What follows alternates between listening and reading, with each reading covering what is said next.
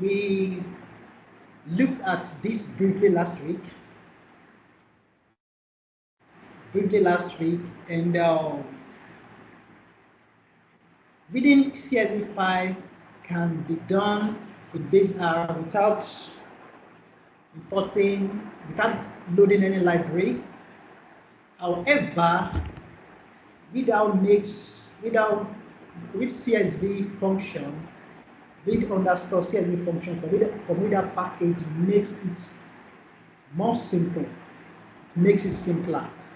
And with this, some data manipulations can be achieved. So let's go to. I want to. So I'm in my App Studio now. So I'm going to check my working directory, get wd working directory. Okay. So if you have to set your working directory in a folder where your scripts are. So this Outtraining 2 script is in this working directory. So that's why the working directory is set to this location. So briefly, let me demonstrate how to set it again. So if you are working in the App Studio, it's very easy. Just go to session. So go to session, go to set working directory, go to choose directory. So I'll be working from this. Just navigate to where your folder, the working directory is, which is going to be your folder. So to check this working directory, to check the list of files and folder, you can just do dir function. You can call this function, go to list the files, the folders in the files and folders in your working directory. Okay. So last week I asked you to install tidyverse, and I know tidyverse is an ecosystem of packages. It has many packages, so we'll look into that very soon. And good practice demands that each of these libraries are loaded. Each of these libraries is loaded individually. You can just do library tidyverse. So everything tidyverse, but it is not recommended. It's not recommended. Just load the specific libraries you will make use of. So I'm not going to install I'm not going to load everything because I'm not using everything. All the packages in tidyverse we make use of deploy R, read R, read Excel, AV, and ggplot2. So I'm going to load individual the individual packages. Individual package rather. Control enter, Control enter, Control enter, enter. Now, because I have a folder in my working directory called data. Let me show you the folder. So this is my working directory, and inside in this working directory, I have a folder called data. So there's something, we have absolute address and relative address. So because I've already set my working directory to this folder, so I'm going to be using relative address. This is a relative address, data slash, this is like this. No, the convention here is the Linux Unix-based convention. Unix with Unix.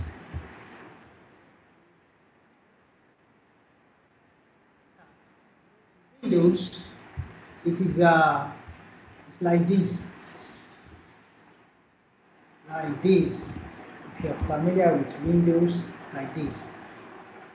Like back, what is it called? Say? Backslash. So well, forward slash is used in Unix. See, so let's take note of that. The folder is data and the file is data1.csv. So take note of that. So I'm going to run this. Let's see the egg. That's the first 5 observations. You can see. I want to check the structure. Use the structure function, str function, because this file is what's it called? It is CSV file from Excel. 2 things to be recognized. Sorry, 3 things: integer, character, and numbers. This number is numeric. It's numeric, which is real. This is real. This is character, and this is integer. No numbers. Okay, now let's demonstrate that in the what's it called? This is read package. Read R. Okay, so do the same thing, but here the column types you can specify. So for integers, with underscore CSV, use n. N, that's numbers for integers. F for factors. So age is integer, so that's n. The column type. F is a factor. Gender is a factor variable. Education is a factor variable. Weight is a decimal. That's floating points. Floating points vector. Height is also floating point. That's d. This decimal, and f is what is also a factor. Now, to check all this, you can bring the documentation page, the help page, and using the shortcut is question mark, read CSV, just locate CSV. You don't need to cram it and see read including CSV, blah blah like that. So we can read the documentation, blah blah like that, the arguments, the column names, the column types. So C for character, I for integer, N for number. So this we can use this N also for integer. So whichever one. However, let's change to I. So number comprises integer and double. So D for double, DD I see decimal of double. These are floating point numbers, and F for factor, whichever. Okay, if you have time, variable, use small t for time, capital T for time and the date and time. So let's run this. This is not as fast as Reproducible CSV from the base R, because underneath is doing some data conversion. So let's run it. Control enter.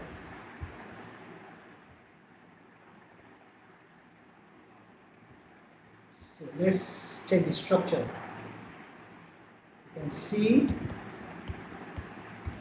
age is integer. If you have used n instead of I, let's see the results. So I want to change the first I is integer to number, and let's see. Let's see the structure. It's number. Same thing as all. Yeah. No, these are all numbers.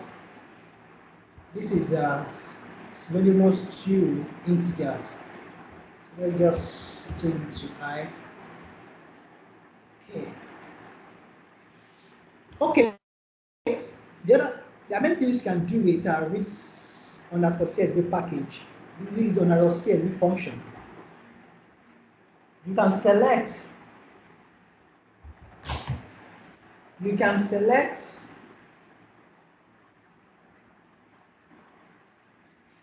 The variables you want, your variables of interest. For example, let me do. Okay, here we have age, gender, education, blah, like that. We have 6 variables right now. Let's say we are only interested in the first 3 variables, age, gender, and education. You don't need to load everything. You don't need to import all the variables. You can select using column select. Here we want the first 3 variables, so we can use the column operator 1 column 3. So let's look at that. Let's run that. Let's see. You can see the first 3 variables. What if the variables are not consecutive?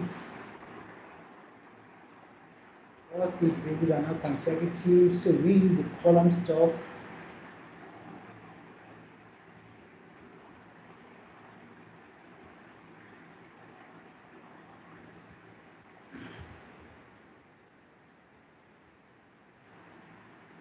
Okay, so what if we're interested in age, gender, and maybe HTML?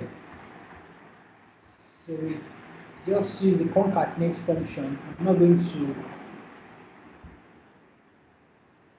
save this in the variable. I'm interested in 1, 2, and 6.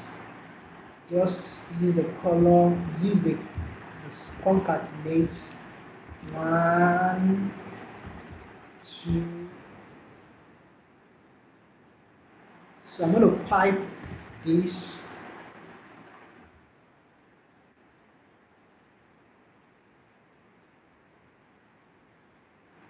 I want it to print the first 6 variables. Let's see that. You can see. Good. So Excel file. So let's move to exam data file, Excel. So here we are using the package to read Excel. Read Excel package. And from this package, we are invoking the read Excel function. Read a package. And we are using the read Excel function. Okay, so here the data is data2.xlsx. That's the what's it called? The extension for Excel file. So let me open the data file. And you see that we have 2 sheets. Where is it? Excel. Okay, here it is.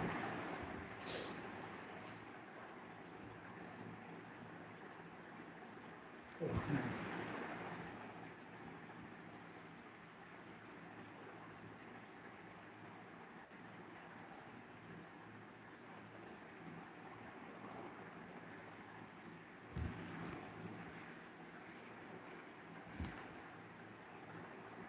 This is not the one I modified.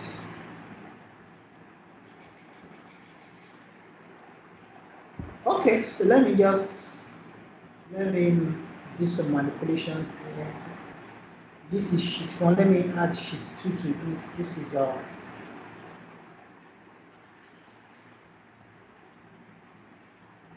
let's say this is sheet 1, sheet 2.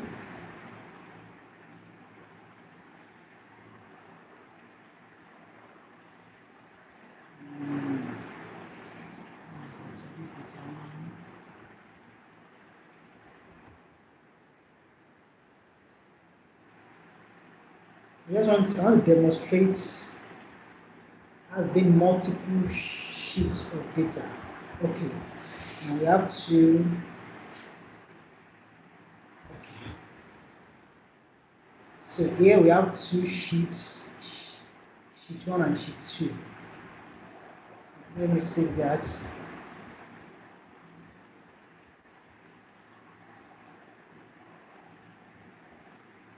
Okay, so let's go back to our studio. So let's run this. Here, I want to load data in sheet 1. Okay, so this is the data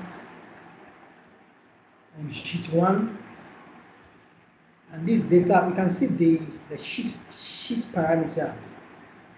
Sheet parameter, just pass one as argument for sheet 1, and for the second one, sheet, we pass 2 as what? As argument for sheet 2. So let's run that. See now, good. So you can also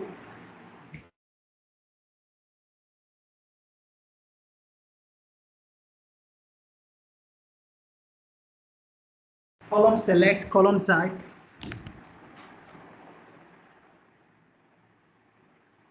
Are we still together? Column select, column type, as we did in read_CSV function. Okay.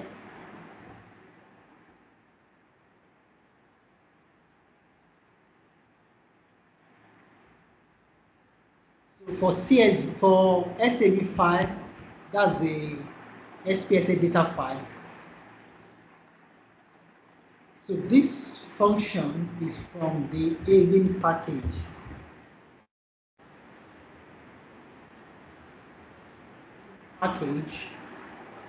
Which is a part of tidyverse. Once you install tidyverse, you don't need to install Avin separately. So it's part of the ecosystem. So the function is read_SAV. So let's run that. Look at the structure. You can see so SPSS has a lot of metadata.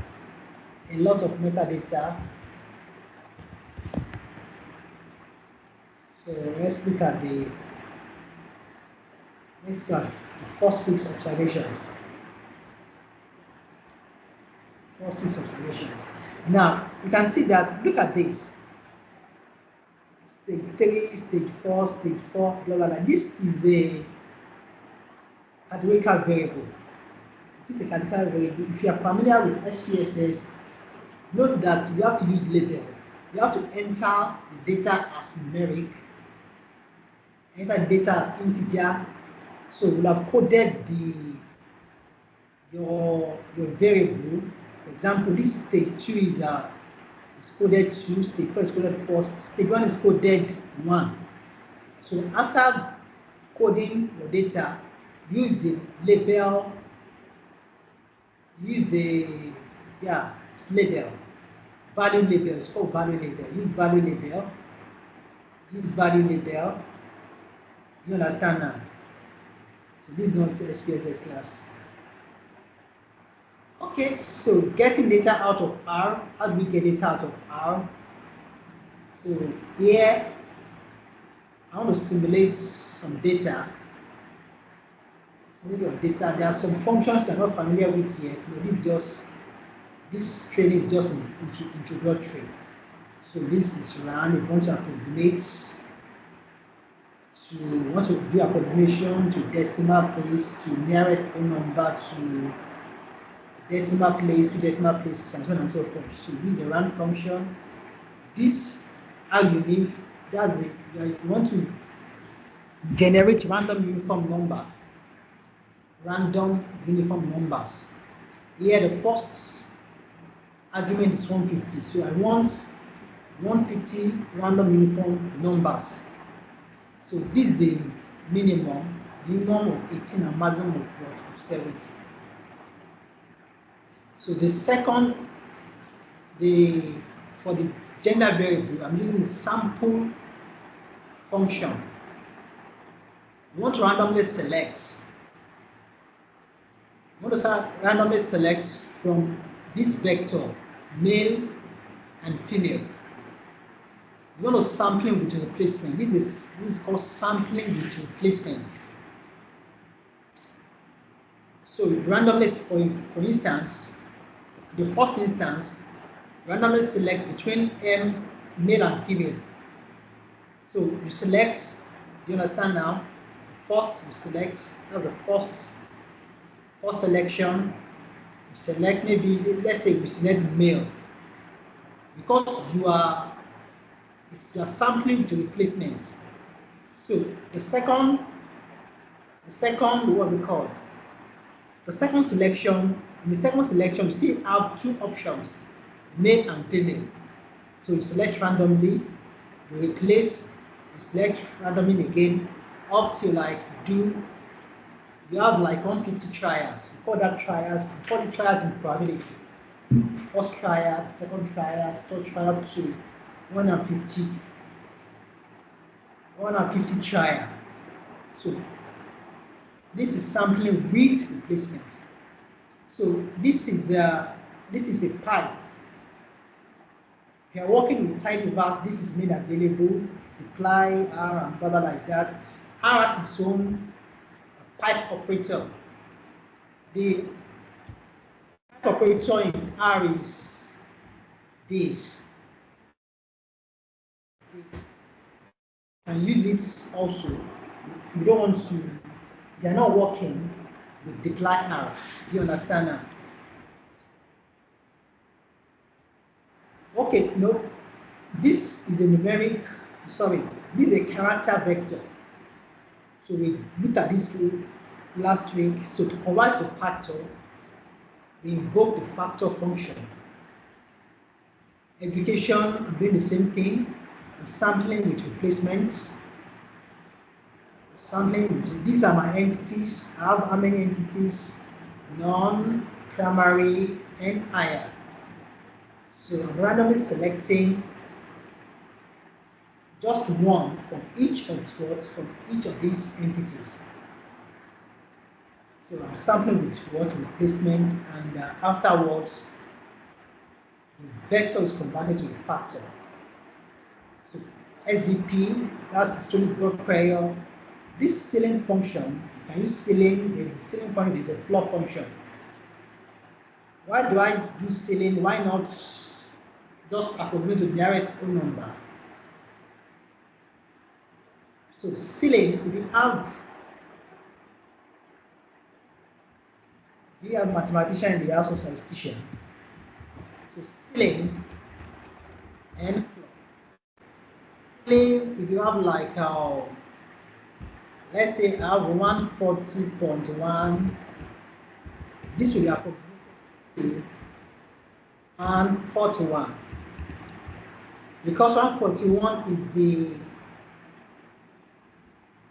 is the minimum integer, or let me use the minimum whole number that is greater than 141.1. That's ceiling. The minimum integer or whole number greater than 141.1. In fact, if you have 141.000, you don't approximate 001, you don't approximate to 141. That's a function of a ceiling function.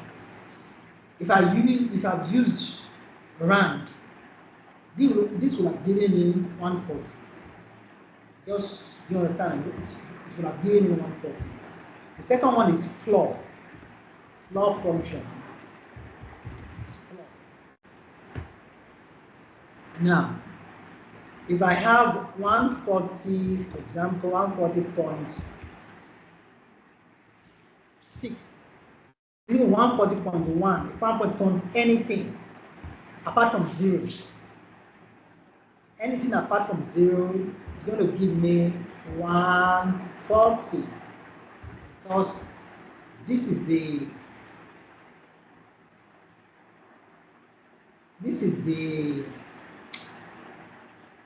minimum, this is the maximum.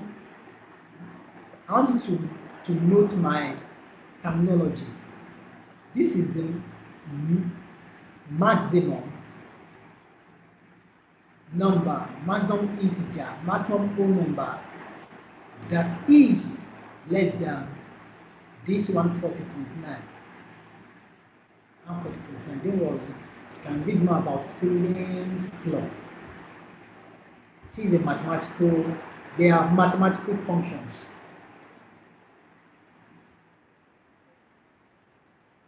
And the next thing is how long. Our time is far spent. A lot of branch program.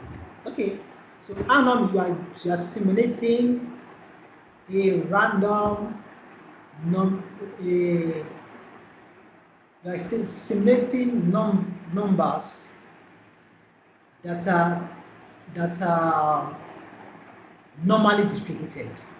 Numbers that follow a normal distribution. So this on the 150 argument is how many numbers do you want to simulate? How many numbers? So here we want to simulate 150. Now the second argument is 130. This is the main. This is the main, and the third argument is 50, which is the standard deviation. So that is that. About that. So let me run this. So if you look at, let's look at the first 6 observations and see you have A, gender, education, SBP, D, that's S is BP is systolic, DBP is diastolic, blood pressure. Okay, so now I want to save this data frame as CSV, write.csv, write.csv. Now I'm using the write.csv. All you need is data frame, which is DF7, the destination, the file name of interest. So we want to save it as outtrainingdata.csv. We don't want row names. We want this. So what do I mean by row names? This 1, 2, 3, 4, 5. This row indices. Don't want them. That's why this field of names parameter is set to false. So let's run that. Good. And for SPSS data file,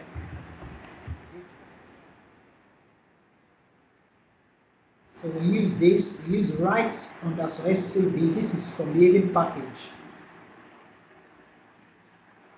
and these are data frame, and this is the destination file, outtraining.data.sav. Let's run that. Good.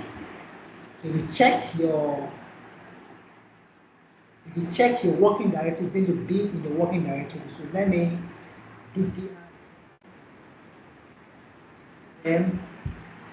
this outtraining.data.sav, outtraining.data.csv. However, you want to save directly into the data folder. So just do data. Then here just do data / /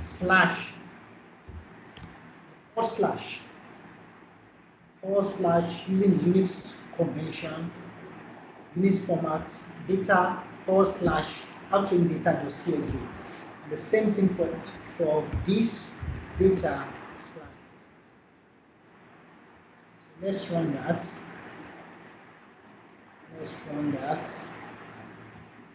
Good. Now let's go back to this. Let's go back to our slides, PowerPoint slides. In the data science, it is known as data wrangling. In machine learning, it is called feature engineering. So statistically, data manipulation is preferred. Data manipulation, data management, data manipulation. But data wrangling is more popular in the data science. Okay, data manipulation includes data subsetting, variable categorization, variable coding, and variable computation. So let's go back to our studio.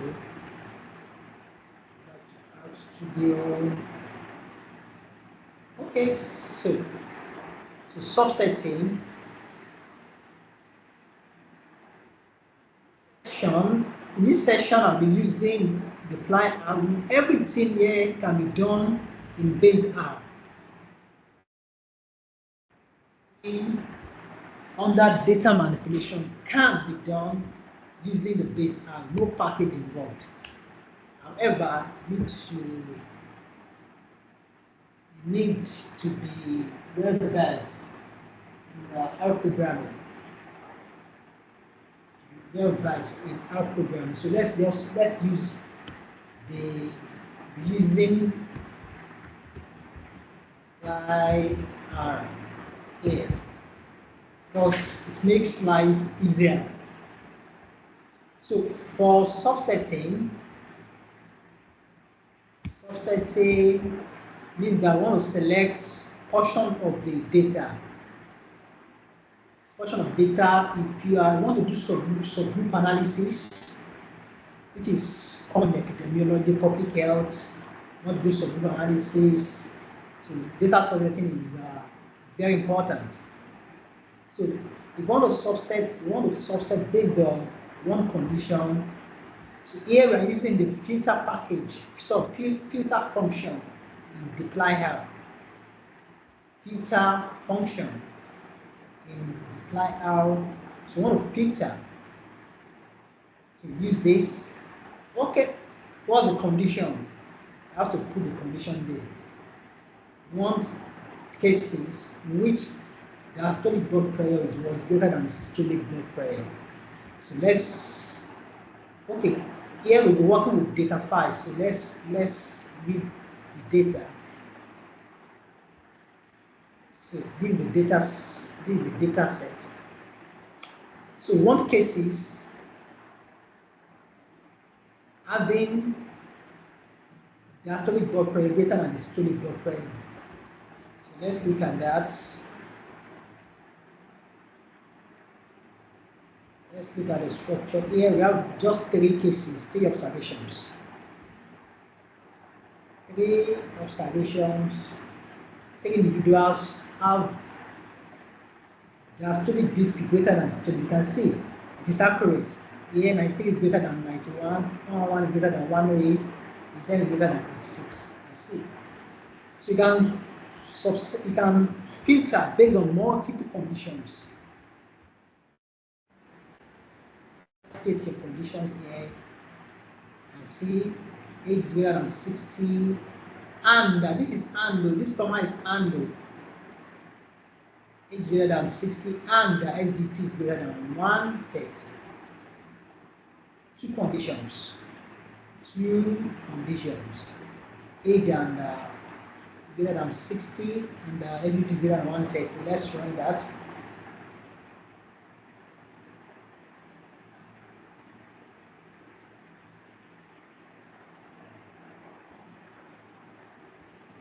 Okay, you can see based on that condition. Now the question is, what if you don't have and? What if all you have is or? Or how do you filter? For example, let me just add 1 to it. Let me just subset it. Let's say the condition is we want age between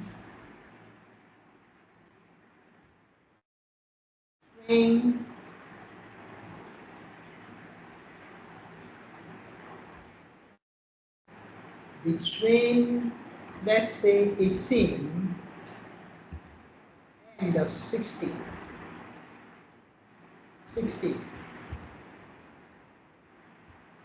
Here I'm using square brackets. If you are from mathematics background, using square brackets means that this 18 is included, and the 60 is included. This is mathematics. However, if I change it to parentheses, 18 is not included and 60 is not included. So let me change it to square brackets, which is the real bracket in programming. So here just do, let's call this xb at 3 filter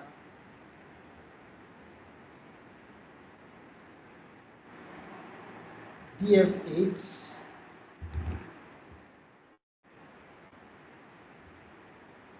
age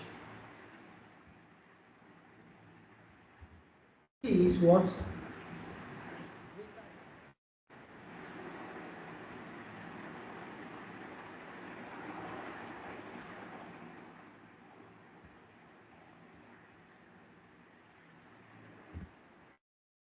It's greater than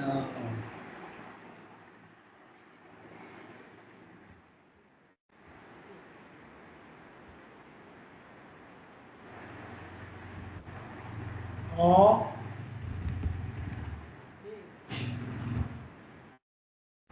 age is less than or equal 60.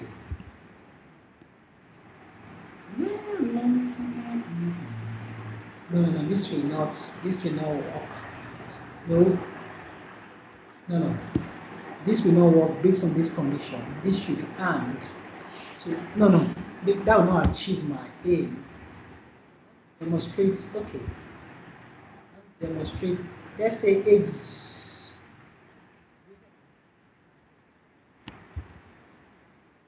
or I want to demonstrate or the or stop, or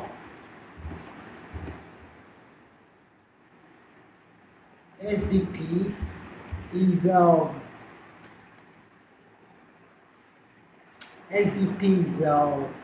less greater than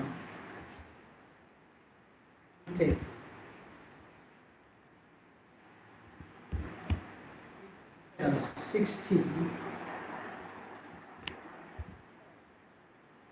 SBP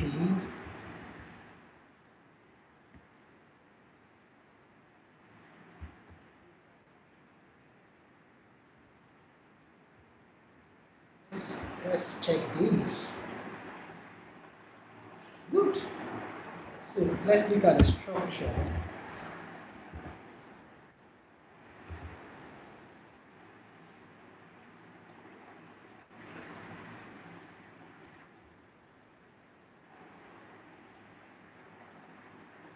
Let's look at the structure.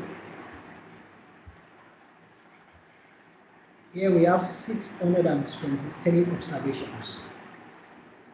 Age is greater than 60 or SBP is greater than 130. So we have all now. Looking at and. Okay, let's move to the second one, categorization or discretization. This is binning.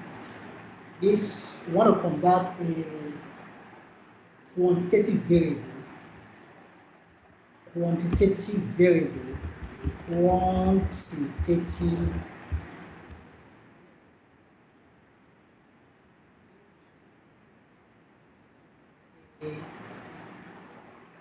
category. Use qualitative or categorical variable.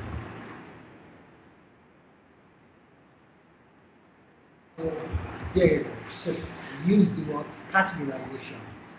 This is common in public health. Common in public health. So you want to discretize your variable. Example, you have age, you want to discretize it. You know, in public health, you want 9 categorical variables because it's what is natural. Categorical variables because they are natural. Example, your BP. You have systolic, you have diastolic. You want to know, is it pre-hypertension? Is it hypertension? If it's hypertension, is it hypertensive urgency? Is it hypertensive emergency? Do you understand now? So medical variables are natural. So that's why we often work with them. So look at this. You want to convert age, which is a quantitative variable, to age group or age category, which is a quantitative variable. You must have a predetermined categories. Predetermined. How do you want to bin? How do you want to bin? How do you want to discretize your variable? They must.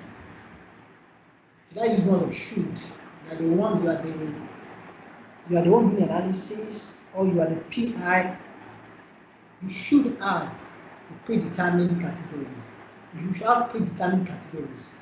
Here we're working with less than 20 to 39, 40 to 59, and 60 plus. So here we're using mutate and case when. These two functions. Okay, good. I want you to pay attention. It's not difficult. It's not difficult, and compared with the cut, you can read more. You can use cut function in how to do this. Cut function is to do this. So we'll be looking at that today. This is case when. We're using case when underscore when in function from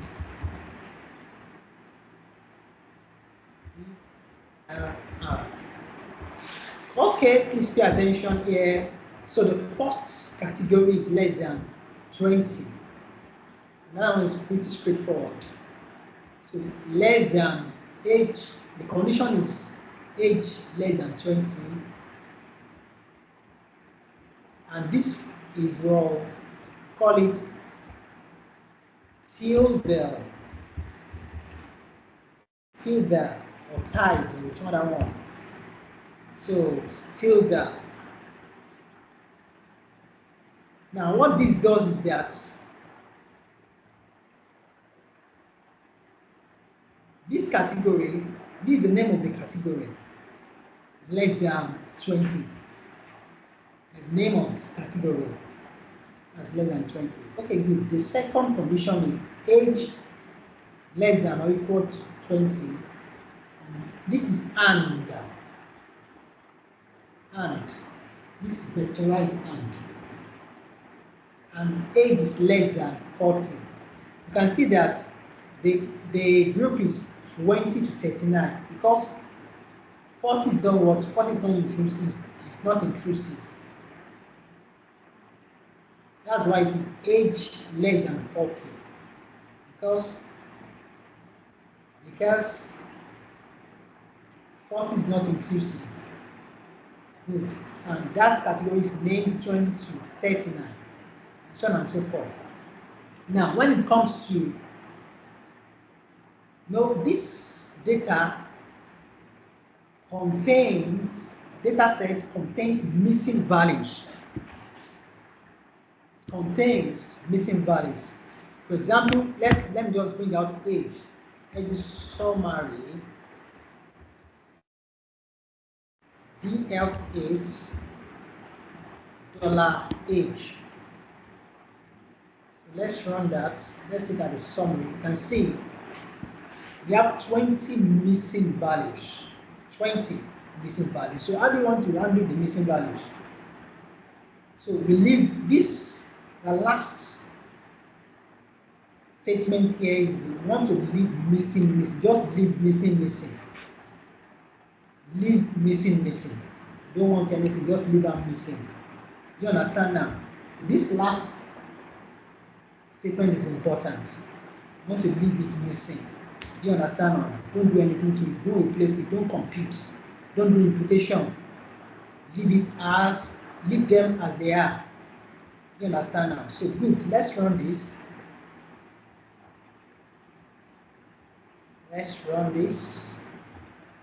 Good. So base table function generates frequency table. Let's see.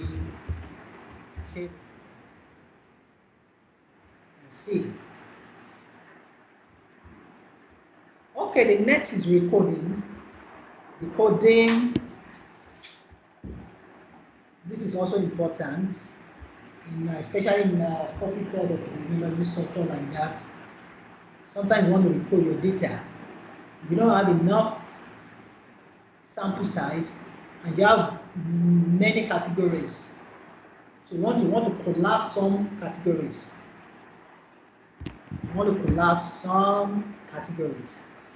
So we're working with DF8. Let's look at now.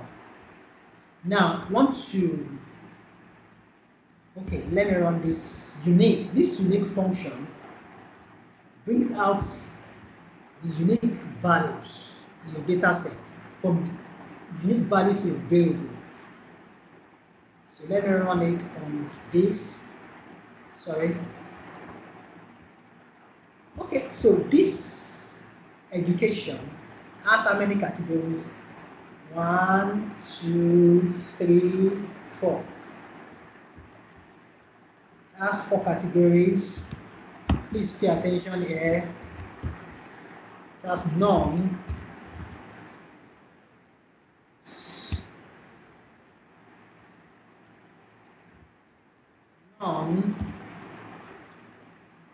Primary, secondary, tertiary.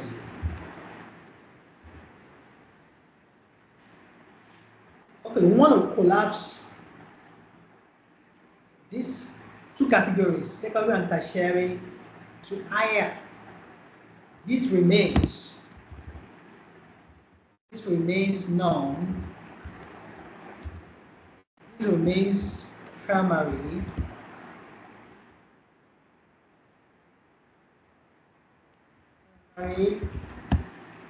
This, I want to convert this to higher.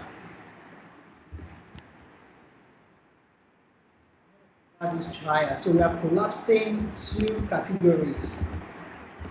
I'm going to convert this over to higher. So we are collapsing 2 categories here. 2 categories here. Okay, so because we are dealing with qualitative variables, we are dealing with a qualitative variable, be using case match. Case underscore match function, match, MATCH function for qualitative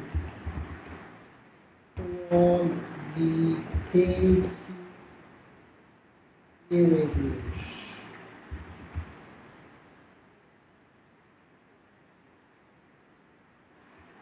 Case when from apply R for quantitative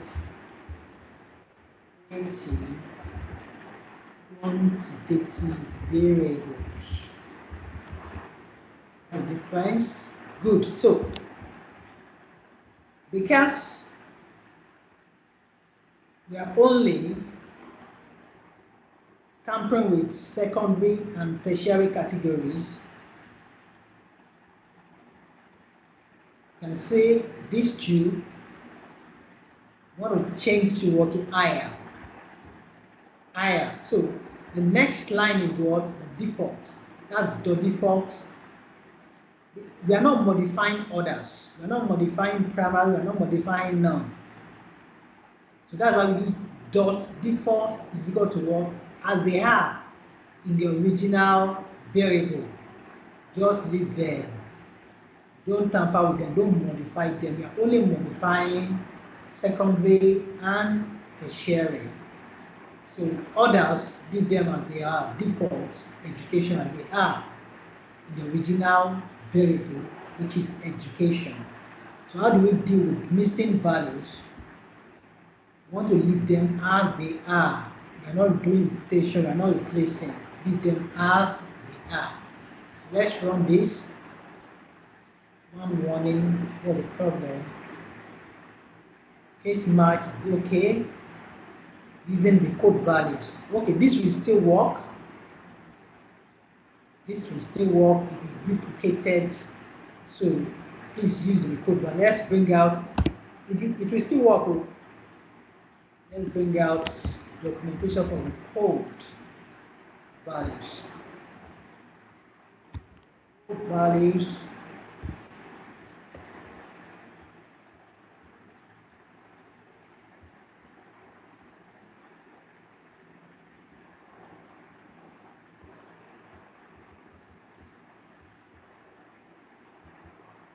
So this is a new function. Still the same thing. Code values. And see, default not recorded. Code values.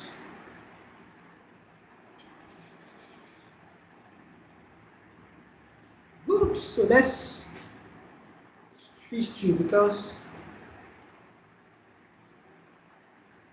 as at yesterday, this didn't generate warning. Warning is different from error. Warning doesn't scare programmers. It's only error that scares programmers. So this will continue to work up to some, maybe like a year or so. Up to like a year. However, let's check the code values. The code. Yes, values as recommended. Okay, so let's check the, you can see see also case when. So still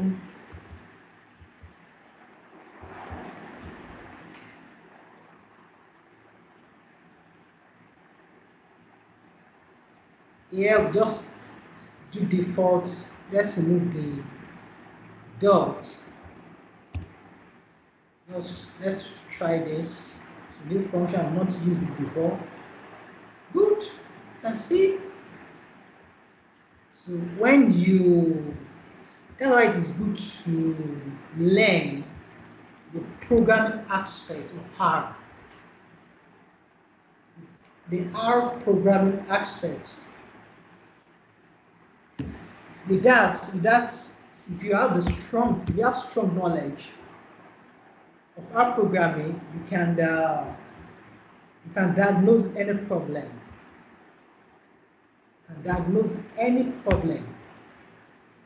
So I advise you to learn it. That's the core R programming. So I'm going to change this to record value.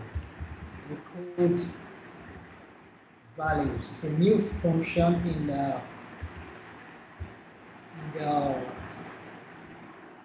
apply our path. Okay, let's check. So this is the original education variable, and this is the recorded variable. So you can see that the primary is still 2223, none is still 237. So since secondary and tertiary categories have been collapsed, so the sum 258 plus 242 should give you what? 500. Means that we are what? We are correct. So lastly, look at computation. Lastly, under data manipulation, look at computation. So we want to compute new variable from existing variables. New from existing. So I'm going to be using data 7.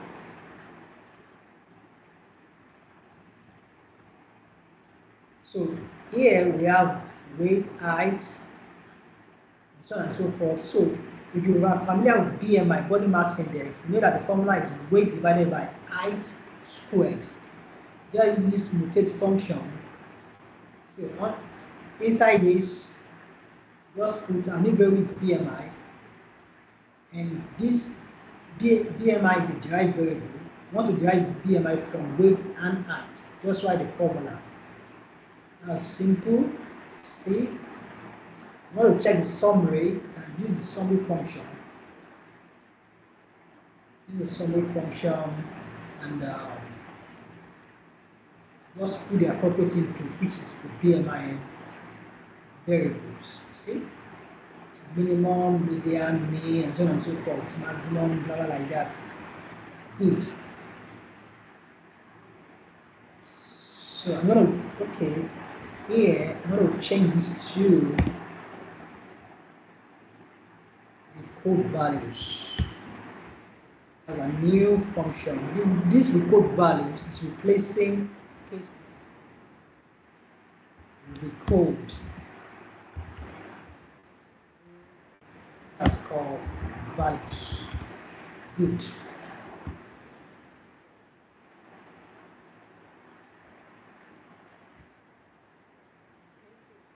Video plot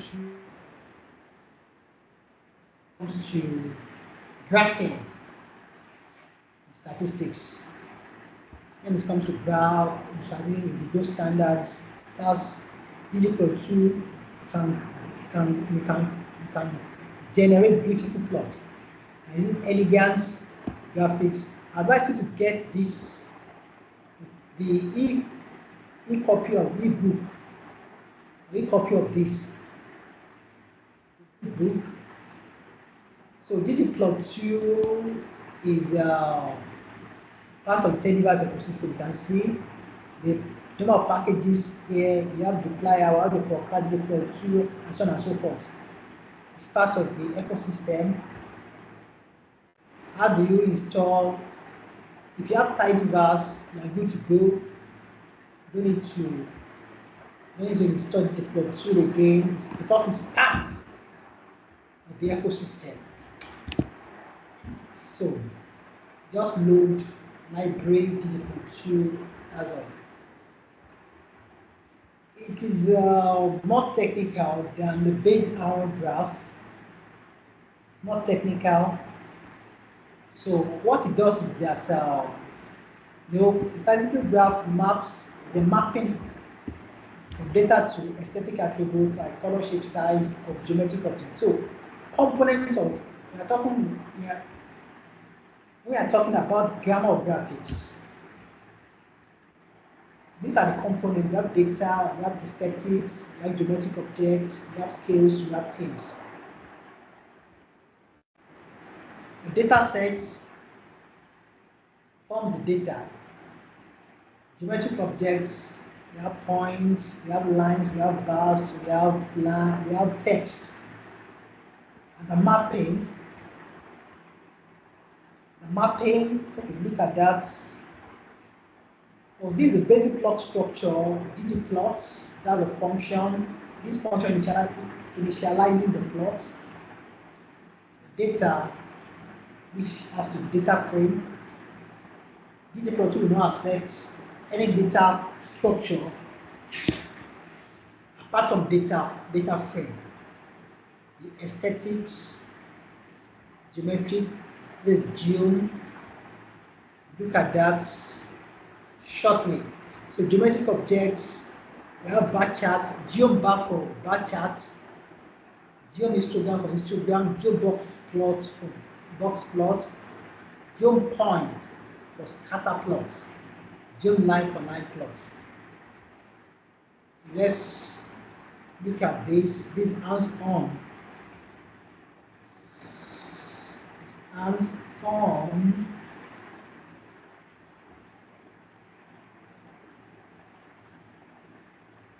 Hands-on. Look at under bar plot. We only look at, because of our time, we only look at bar plot and scatter plot, because these are frequently used plots in our statistics. Look at two today. So frequency bar plots, we have percentage bar plots, we have bar plots from aggregate data.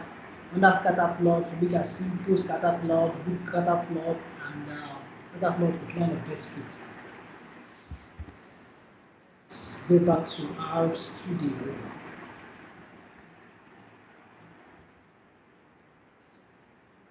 Here, I'll be using DF10.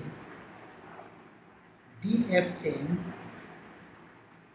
Now we're going to convert, because we're working with factors, that's categorical variables. We need to convert this education to factor. That is this. Don't forget, last week we looked at levels.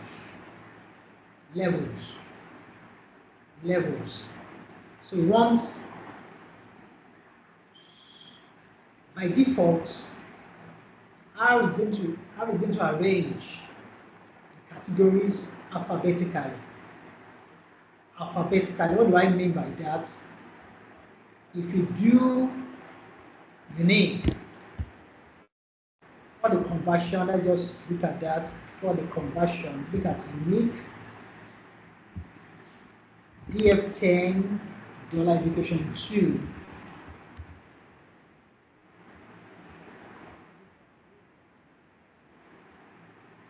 can see H higher first, followed by primary, followed by none. Because H comes before P and P comes before N in the alphabet. We don't want this order, we don't want this arrangement. So we want none first, followed by primary, followed by higher. That's why levels parameter is what is used. Okay, so let's run that. Let's convert that to factor variable. Good. Now, the function is ggplot. The function that initializes the plot is ggplot. ggplot. That gg means grammar of graphics. Grammar of graphics, ggplot. So let's run that. This is a default. The data is df2 because this is univariate. This is a univariate plot. This is a univariate plot, not bivariate plot. A univariate plot, it involves one variable. So AES will pass one variable to it as input. So let's run that. Good. So let me expand this. You can see counts, x-axis, y-axis, x-axis, we have the categories non, primary, higher, and any. And education 2, the name of the variable. Now, if we'll use the default theme. R has many themes, many themes. So let's come here and check the themes in you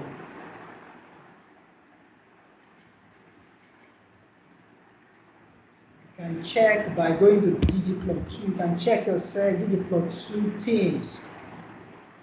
Okay, complete themes. So plenty themes. We have theme gray, theme is similar.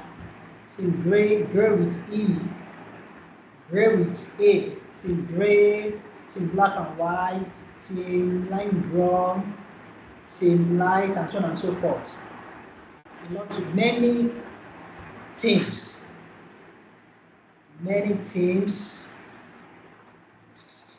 So here, most of the time I use theme classic. So let me run that again. Let's see.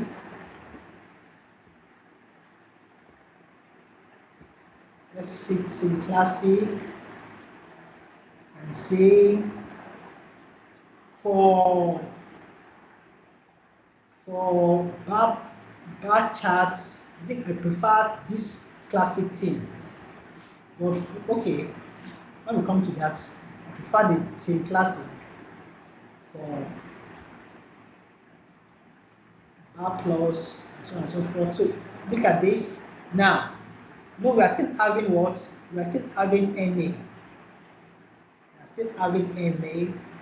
This is not ideal. NA is not a category. It's not a category, it's a variable.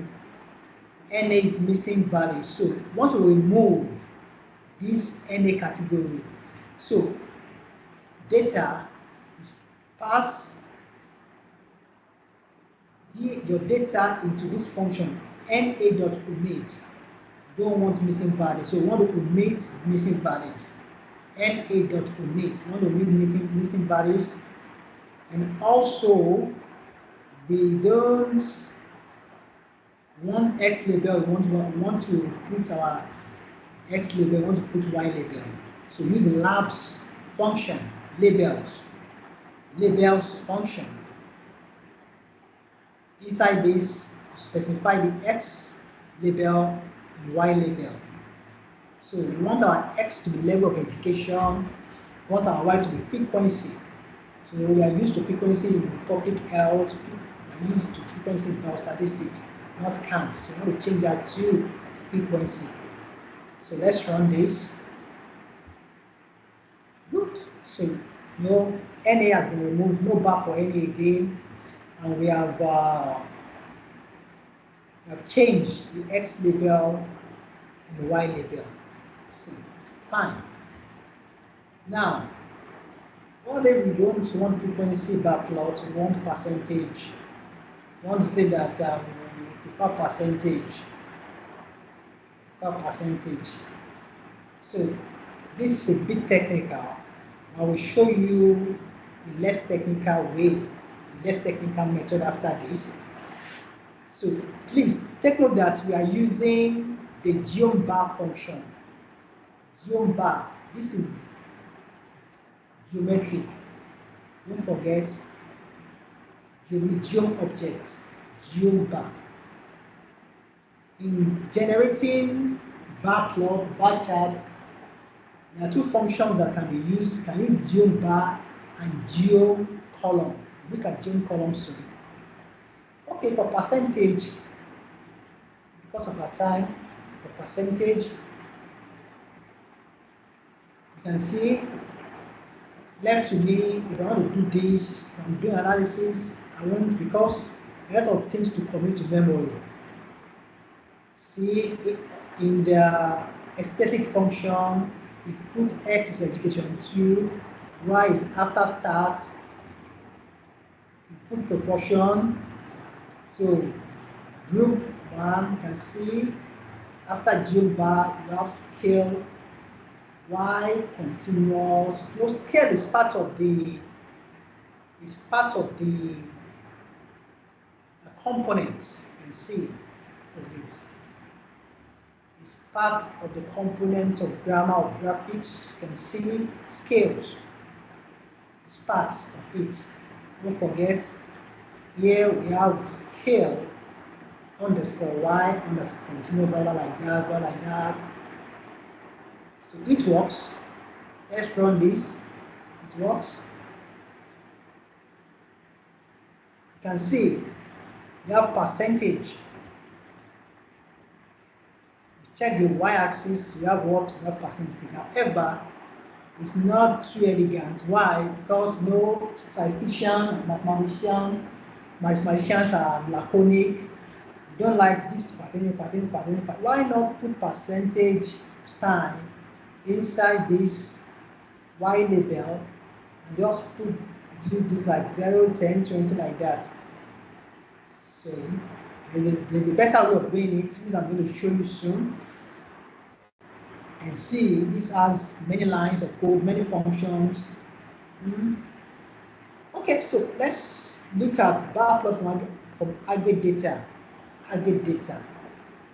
Data aggregation. Now, we can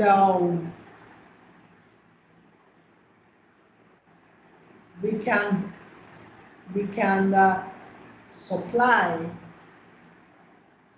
aggregate data as input to the data parameter in ggplot. So here, this function generates frequency table. After generating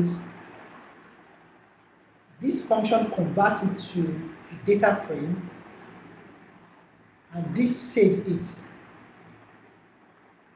This saves it in this variable df underscore frequency. So let's run that. So if you look at, let's inspect df. We have this.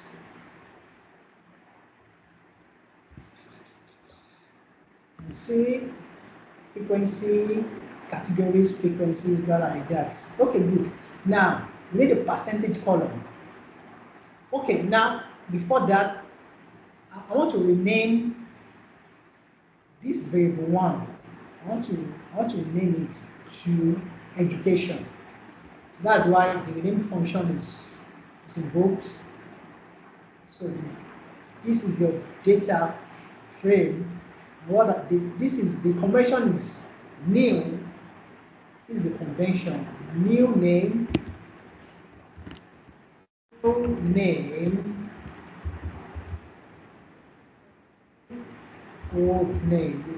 New name first. New name is education. Old name is grade 1. So that about that. Afterwards, variable computation. So we just looked at that.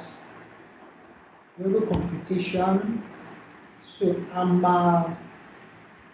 computing a new variable which is percent. The name of variable is percent, and this is just frequency times 100 divided by what? A sum of all the frequencies. So this will give this operation will give me the percentage column. So let's run that. Let's look at data frame again. So we have education, we have frequency, we have percentage. Good. And here I want to repeat that frequency bar plot. Now here, please take note of this, because x is a variable, education is a variable now, and frequency is also a variable. So my x is going to be education, my y variable is going to be frequency. And here I'm using geom column. Geometry column. So fill, I want to be sky. We can change it to You can come here and search DG+2 colors. DG+2 colors. Colors. Many colors. You are not limited to. You can see. You can see. Dealing with colors. I want DG+2 reference.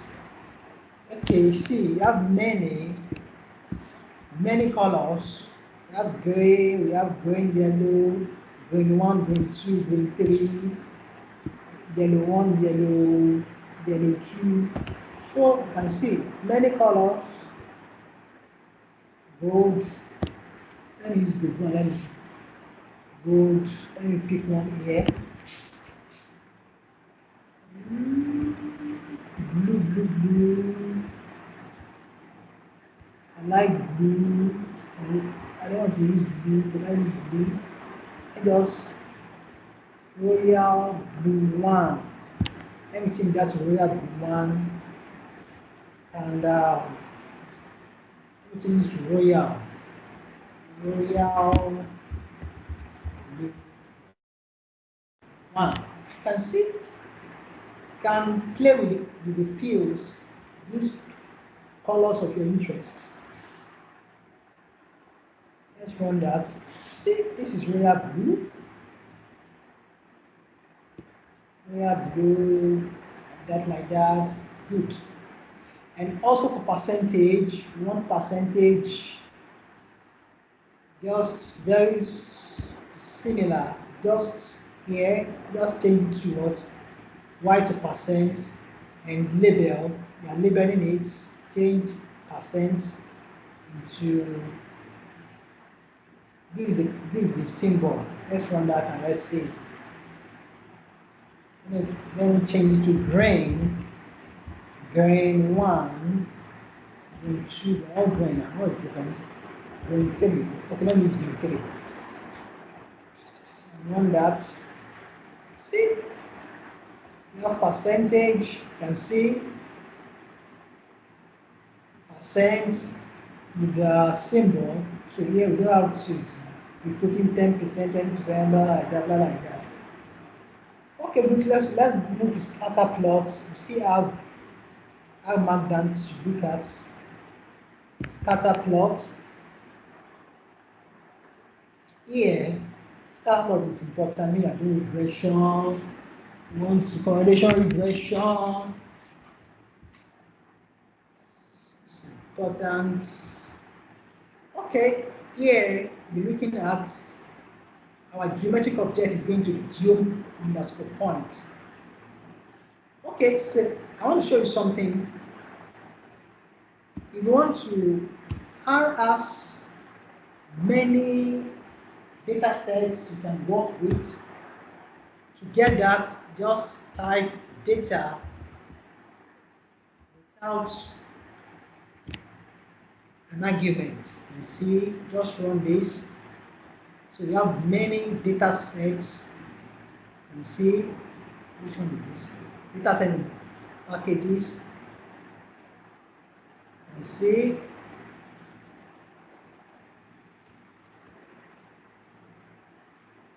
the first is loading my own data set inside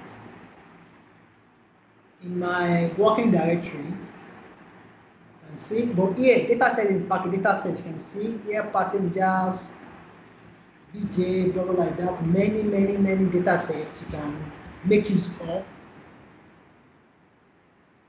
Just pick one. Okay, here I'll be using iris data sets. So that's why inside the data function, iris is what is supplied. So let's run this iris. Let's check. This data set has how many variables? Let me check the structure.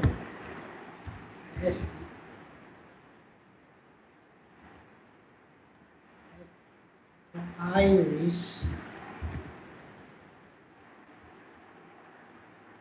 This has 5 variables, and 150 observations. So we make use of the. Okay. Are we still together? Are we together? Yes. Yes, Maria. Okay, good. Oh, yes. So this we make use of the x variable is beta dot length, y variable is beta dot width. Now that's the no a scatter plot is the bivariate plot. We need the x variable, we need y variable. So our x variable is beta dot length, and y variable is beta dot width. Okay.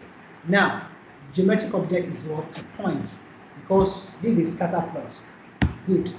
So we can label the title is iris flower data set, x label is petal length, and y label petal width, blah, blah, like that. Good. So let's run this.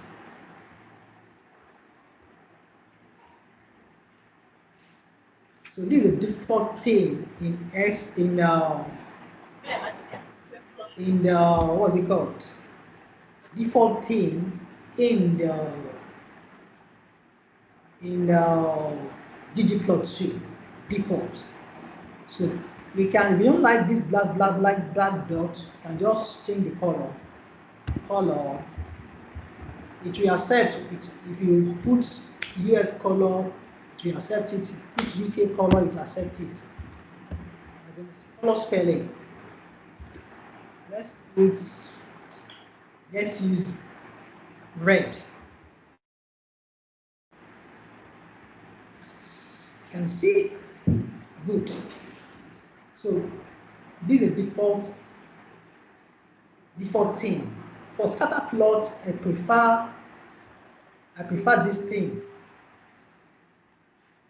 I prefer this thing for scatter plots. So we won't change the theme, so let's just leave the theme like this. Scatter plots, good.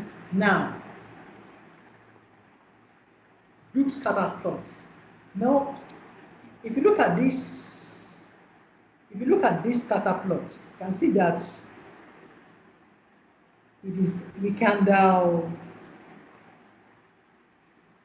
appears that we have three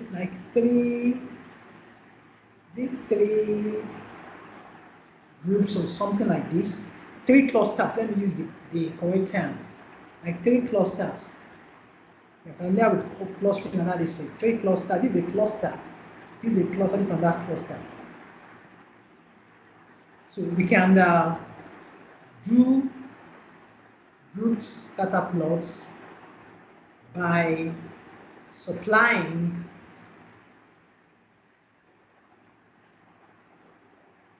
by using the color as part of the. Let's go back to let's come back here and see this is part of the aesthetic object. We have A, we have B, we can use color, we can use size, we can use shape. It's part of the aesthetic parameters. So we can now let's use color now. So we want to map species to color.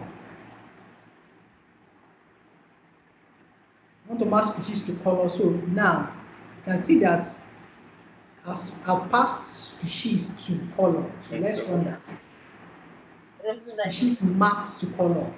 So let's run that. Good. Now we have 3 species: Setosa, versicolor, and Vaginica. You can see 3 clusters, 3 species, 3 clusters. So this shows that we don't have a single species. We have many species of iris. We have many species of iris. So you can, if you are doing, if you have many groups, you're doing subgroup analysis, you can use it and use group with scatter plot. And also map species to shape. Map to shape. See different shapes.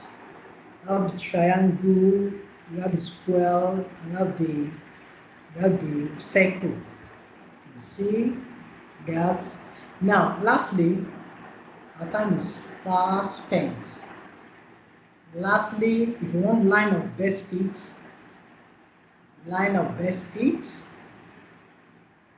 the function is start smooth.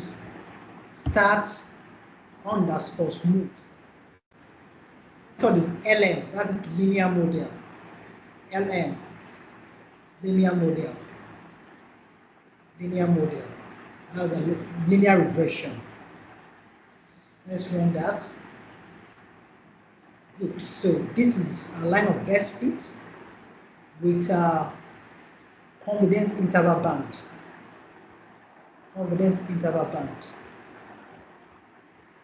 If you are running regression analysis in the scatter plot, you have to include this. You have to include the line of best fit. Good.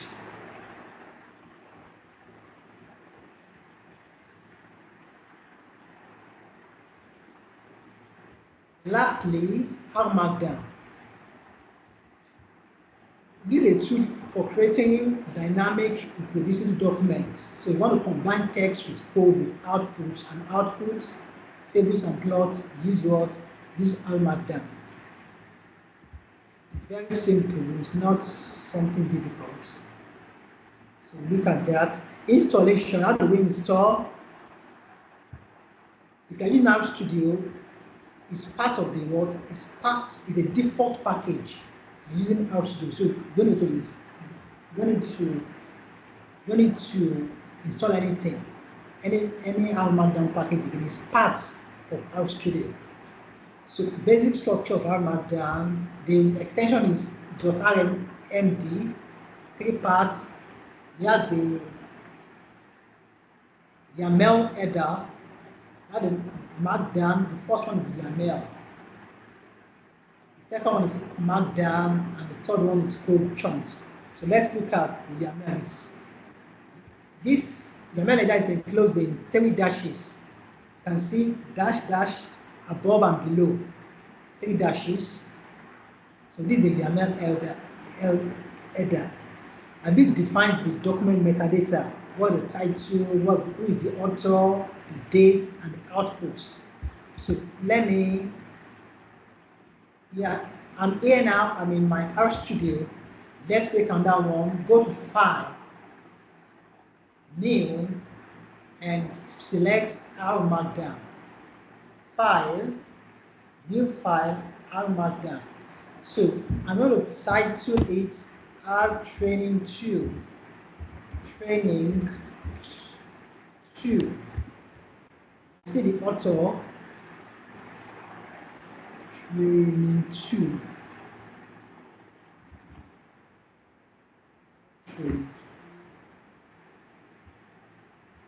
That's the title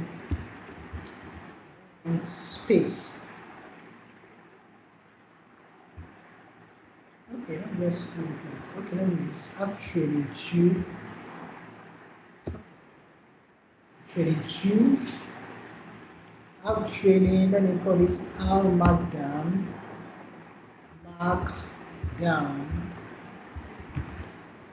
It's the default output. Okay, we come to this. I advise you to stick to HTML because PDF, you install many, let me call it many packages, and at the end of the day, it might not work. So you can see PDF require text. So you have to install this MIK text on Windows. If you are using Linux, use text like. If you are using Mac, you install Mac text. And here, you install some packages also here. So the best is let's start with HTML. So the Markdown will be what will be created. See, this is the YAML header. YAML header. So let's continue. So next, Markdown. Markdown, if you are familiar with GitHub, this will not be strange to you. You are familiar with GitHub. So GitHub uses Markdown. So Markdown is lightweight to read. It's easy compared to HTML tags. Compared to HTML tags, it is easy. Let's look at some Markdown basic syntax. So look at this. For header 1, heading 1, that's the largest heading, 1 hash. Heading 2, 2 hashes, hash.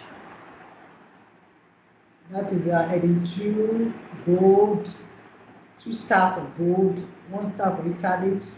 For on other lists, we just use dash. For other lists, just use 1 point, just space item. For barcodes, use this. For code, this is backtick. This is for backtick in programming. Backtick. Now, if you want to learn more, use this link. This Jotbed is online Markdown editor. Let's go to it. Control click. Let's go to it. Let's check it. So just open. This is Jotbed. You can log in. If you log in, it will save your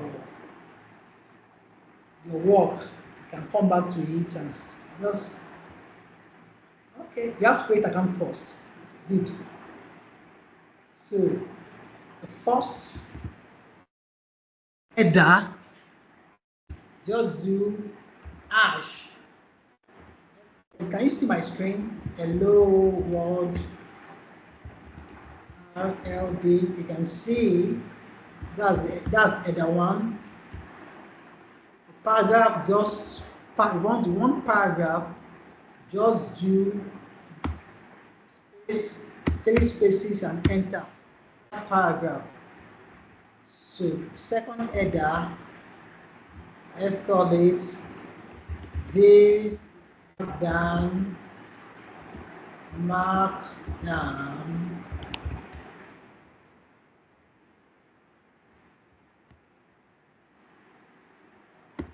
Spaces and enter.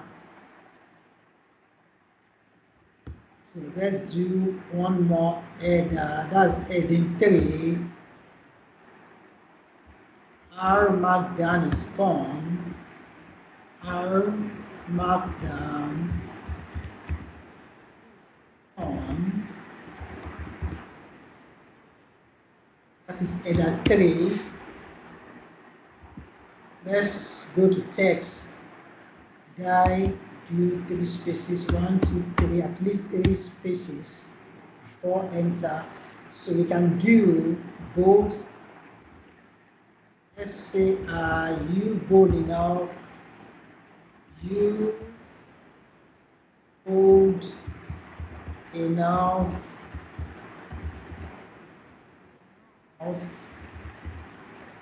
to learn and our programming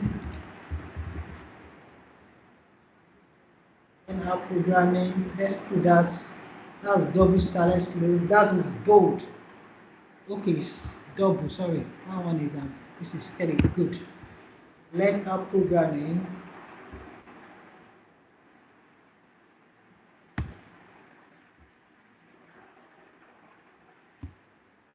Three spaces, enter for paragraph. Let's do italics.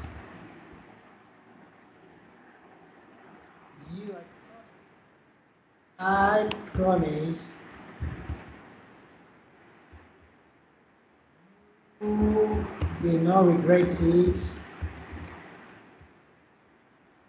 Right.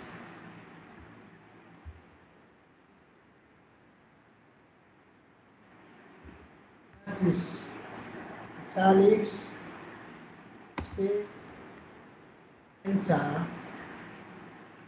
Okay, let me put, okay.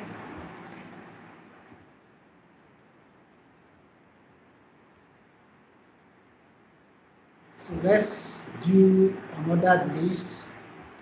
Another just do, okay. Let's call this, just give this, because of our time, I'm going to, okay, let me just do one more. Then do another list. So let's say descriptive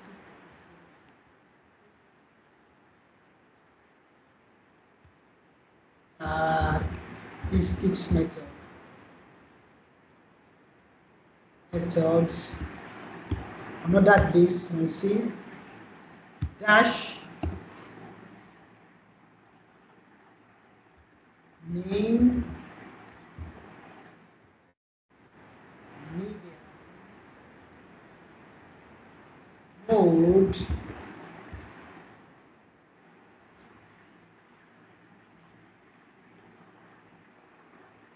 range, standard deviation, standard, okay, let me use AQR interquartile range, and finally let me just put standard deviation. Standard deviation, you can see. About that. So let's do another one. And we enter. Let's do comparison. Okay, mean comparison test. This will be ordered. Mean comparison tests. That do one dot space. We call this to sample.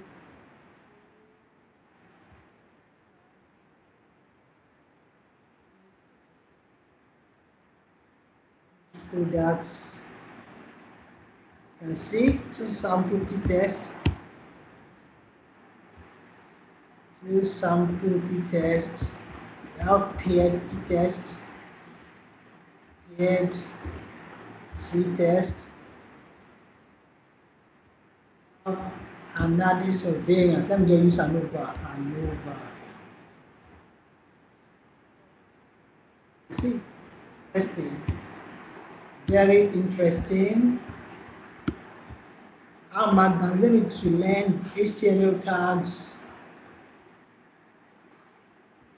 We need to learn HTML tags. Anyway, we can advance. If you want to go into web, what's called web development, not like that, and learn HTML. Okay, so this book is good. I recommend it. Markdown Guide by Matt Cole. If you want to learn more of Markdown, it's a good book. So code chunks, you can see we have 3 backticks. 1, 2, 3. Under this we have a angle. No, what do we call this? Button. This is angle bracket. Button. Now square bracket. Now this is angle. I've forgotten the name. I remember. We have backtick, followed by this. Just skipped my mind. So here you can specify. You have to the first in this bracket. The first parameter is R. You know, you can also use R Markdown for Python. I use R Markdown for Python. If you are writing Python code, it will be this R with Python. Your chunk name was the name of the Just make it descriptive. That's the chunk name. This echo is going to, if you run it, the echo will print your commands. To print this command, all this command, library, DDP2 data, blah, like that, and a var. If you want it to be run, so you put a var is going to be true. A var is going to be true. So these are common options.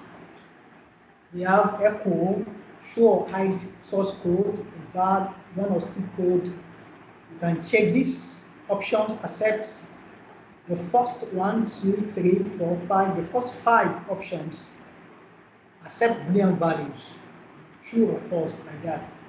So include warning, you want to hide warning, you want to show warning, you want to hide message, you want to show messages. So play with this. Output, I advise HTML at the start. This PDF is technical.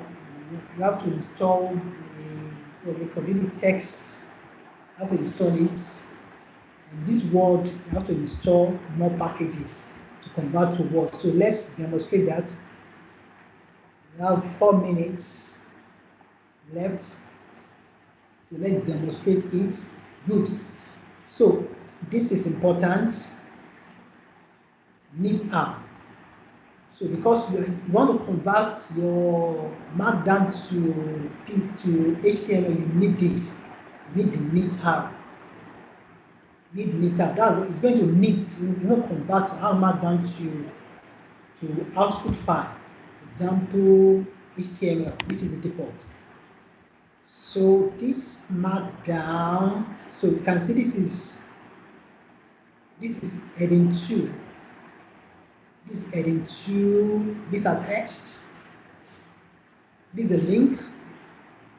This is a link. And this double star is what? Is bold.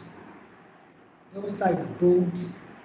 And here, this is our cast. No, now, you want to run our code, right? This is the code chunk. This is the first code chunk. No, second code chunk. You can see chunk 2. The name is cast. The name is cast because we want to make use of the cast. We want to make use of the cast, what's it called? Data. And let's put head and see the summary cast. And after that, we want to see some summary statistics. So I'm going to run this. I'm going to run this. It gives me 2 things. This is speed. So the first thing is, see, here's the first thing is the what? Is the output of my head function. It's going to give me the first 6 observations. And the second output is the summary statistics. You can see the minimum. I have 2 variables there, speed and displacement. Sorry, don't let me guess. Speed and DIST. It can be distance and displacement. So this are the summary statistics. Good. Don't forget, this is a code chunk, and R has to be there because this is we're running R functions, and the name is cast. Name of the code chunk. Good. Now for plots, you want to include plots. You want to embed plots. So this echo means that I don't want this code in my output. Don't print this code in my output. That's why the echo is set to false. By default, it is true. Is it true? By default, let me check. I think it's even false by default. Default is false. Yeah. By default, it's also the echo is false by default. So let's run this. So it's going to give us a plot. And see, this is the plot.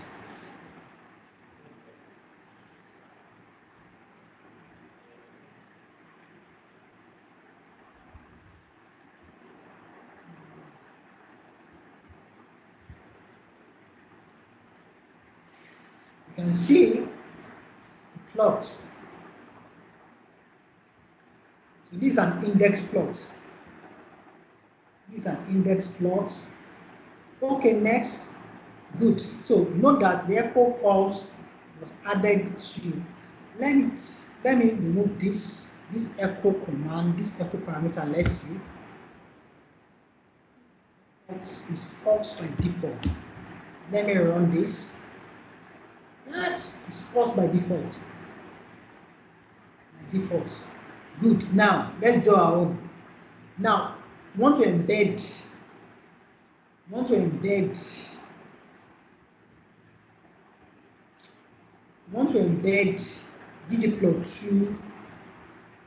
ggplot2 graph plot. So let's start.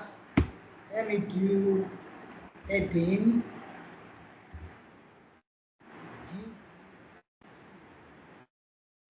ggplot2 scatter. Let me call it scatter plot. Good. So do code chunk. 3 backticks.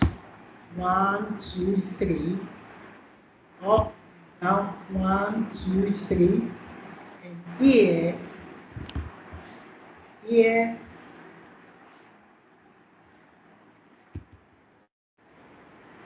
we put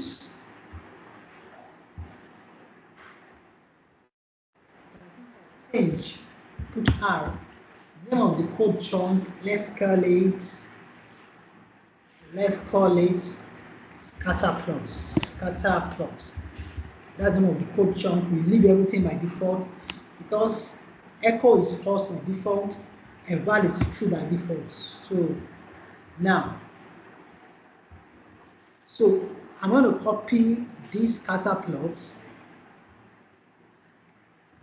I'm going to be using the iris data set. So here I'm going to do data iris. So I'm going to load. Let's assume that this is a new session. I've not loaded ggplot2. So I'm going to load ggplot2 ggplot library.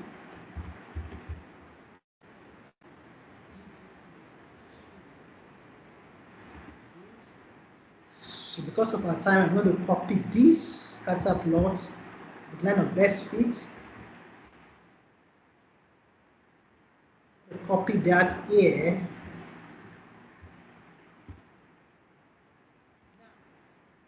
If you run this chunk of codes,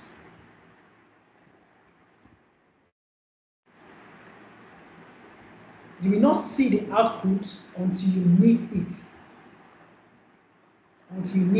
So let's try. Oh, it shows. They show us. Maybe the output. Wow, I thought it wouldn't show. What did I do yesterday? Let me check here.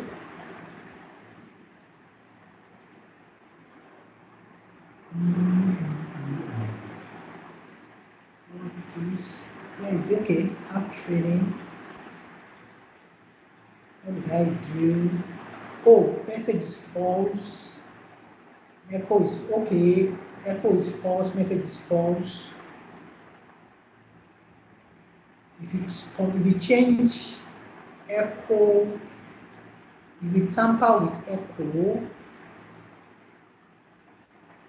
let me see. This is message. I don't want this message. I can do message 0 to false. I do echo to false. Let me run it again. Okay, still okay. Maybe I didn't scroll down well last last yesterday, so going to okay, good. So let's meet this now. Let's convert to HTML. Need to HTML. Okay, how to say first. Let me do outtrain to. So let's meet this. Okay, so let me meet it to HTML. Okay, it's working. Good. This is what you get after meeting it. What the beauty of this? The beauty is that you can share it. You can share this thing. If you check your working directory, let me go to my working directory. Working directory. This is out training 2. You can see this is an HTML document. Let me open that. You can see this is, if you share it, you can send it via WhatsApp or email or anything. If the person opens this, this, you can see it's beautiful, isn't it? So beautiful.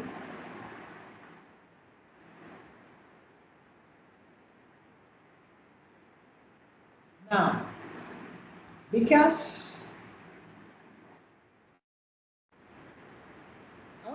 something here, I want to know something.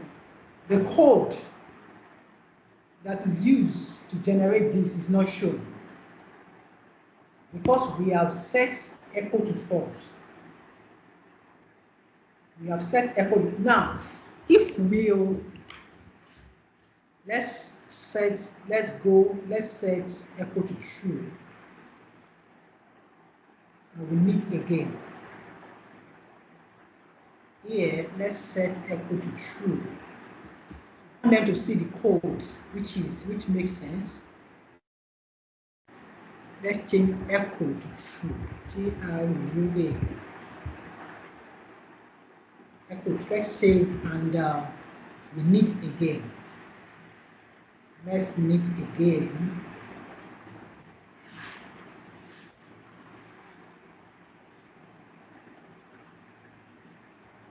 You can see the codes are showing. So this is echo to true. Echo to true. So people can see how the output is what is generated. So they can copy this to RStudio or R and what and run it and get the same results. This is because R Markdown allows reproducible analysis. Reproducible analysis. Reproducible analysis.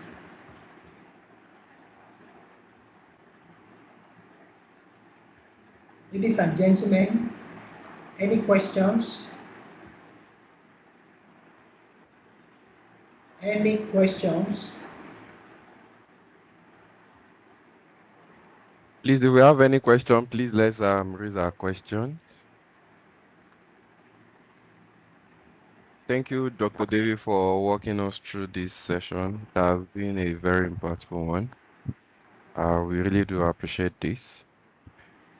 Um, okay, I think we'll take the, yeah, I can see Mr. Victor's hand is giving a round of applause. So thank you very much, Thank you everyone, very much. for, yeah, thank you very much for joining us today. It has been a wonderful time. So this comes to an, okay, yeah, please go ahead, Mr. Victor. You can unmute and ask.